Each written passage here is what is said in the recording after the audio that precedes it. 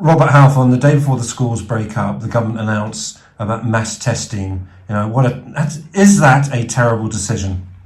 Well, it's right to have mass testing, absolutely, and it means that children, pupils, teachers and support staff will be able to get rapid testing and daily testing at schools. But I really worry that it now means that 5 million children across the country will have a delayed start to returning to school. And what I've said is that the government should go back to the drawing board and work out a plan that, one, gives teachers and support staff time to develop this new testing system and make it work, but above all ensures that there isn't a delayed start for those 5 million pupils. What about the logistics of this? Because even this morning, the Director of Operations at BMAT, Burt Mill Academy's organisation, is appealing for people interested in doing this, but I don't think she's got any budget. So are they getting money for this? What's happening there? Well, the government said there will be a COVID budget to support schools, but this is why I think the government should go back to the drawing board on this. It's right, there's testing, rapid testing. I'd also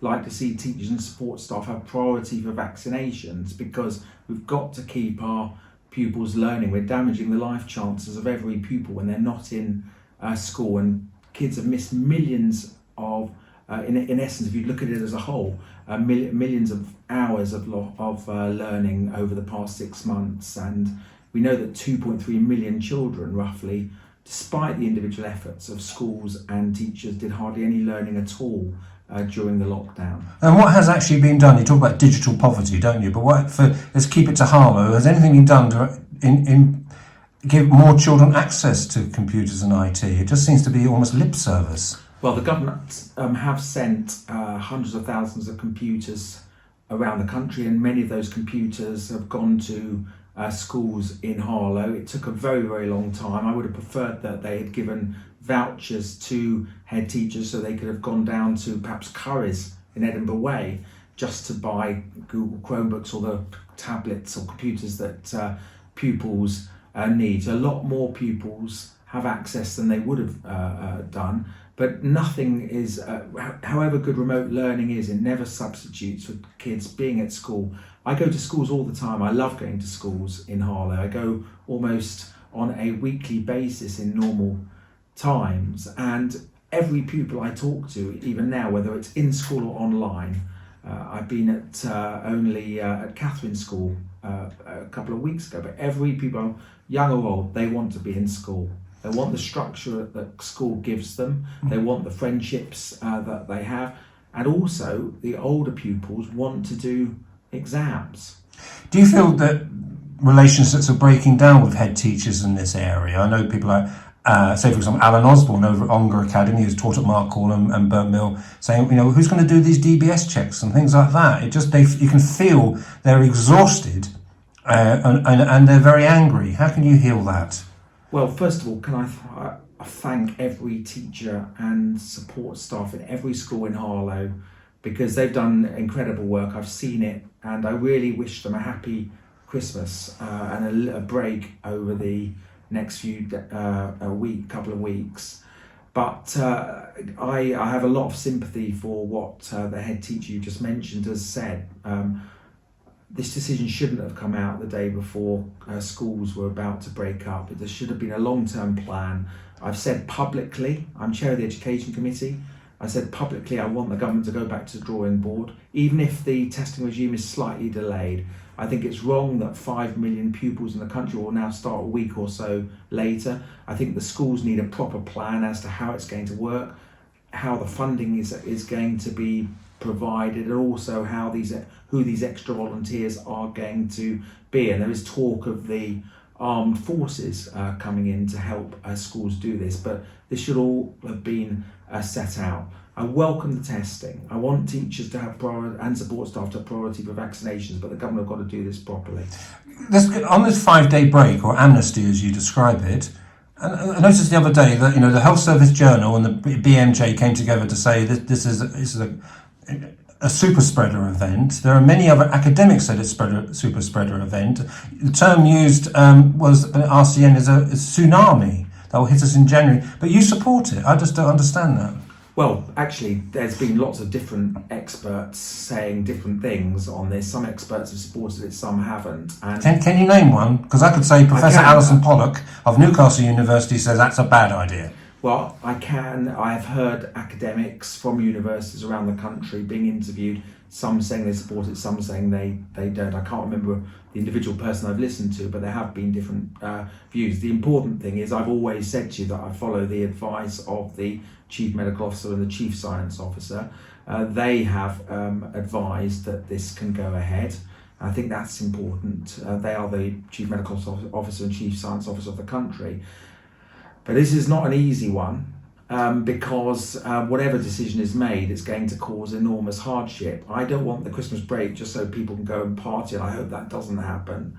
But I do recognise that people have really struggled, have suffered enormous pain and anguish over the past months, not being able to see loved ones. Elderly relatives have been, elderly people have been stuck at home, not being able to see their relatives at all.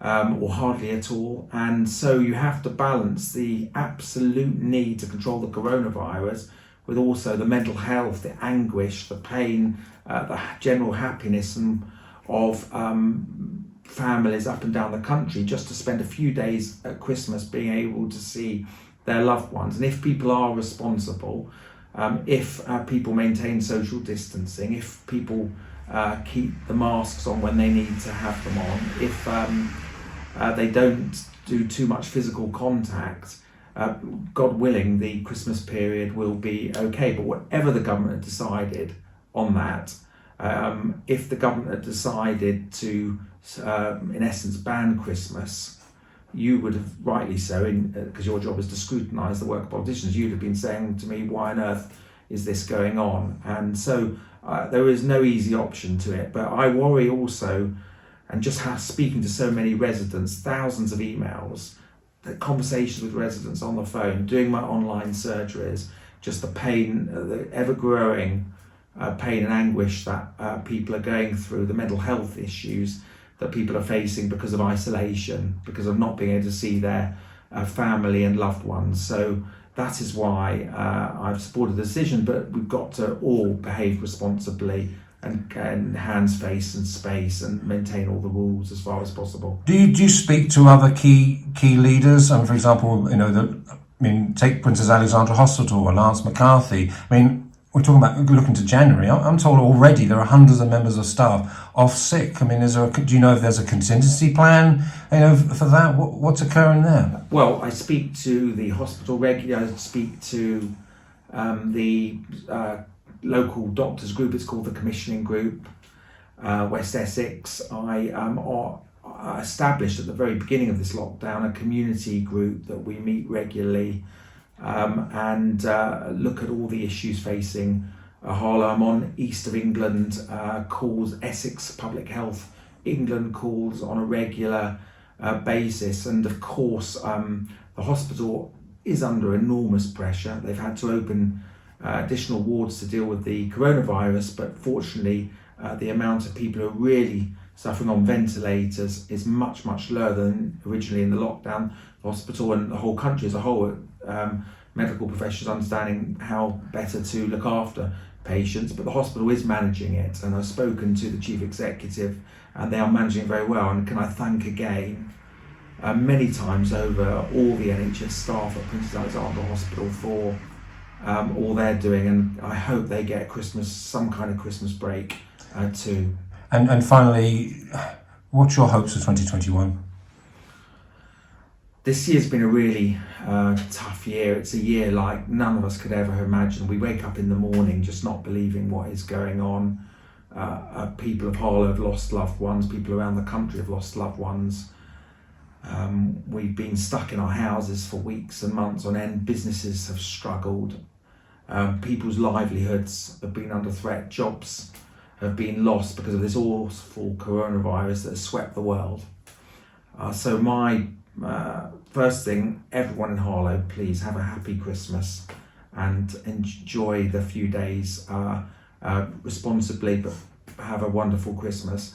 But my hope is that we get the vaccine rolled out as soon as possible. I went to the vaccine centre in Harlow only a day or so ago and saw the work of volunteers, the work of GPs and all the staff there, and hundreds of people over the age of 80 were going in to get their vaccination. Please get your vaccination done if you're asked to by the health service. It will be done in order, with the most vulnerable and key frontline workers first. And God willing, we'll all be vaccinated by the spring, if not before. And touch wood, we can start getting our lives back to normal again. But I think it's going to be very tough before then.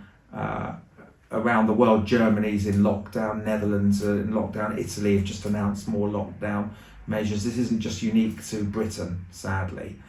And I think it's going to be very tough over the next couple of months. But as soon as we get vaccinated, we can get back to normal. So God willing, by spring, with the sun coming out at last, we'll be in a much better place, and we can get our economy moving again, our businesses fully open, and we can get back to doing the things that we love, like meeting our friends and our families.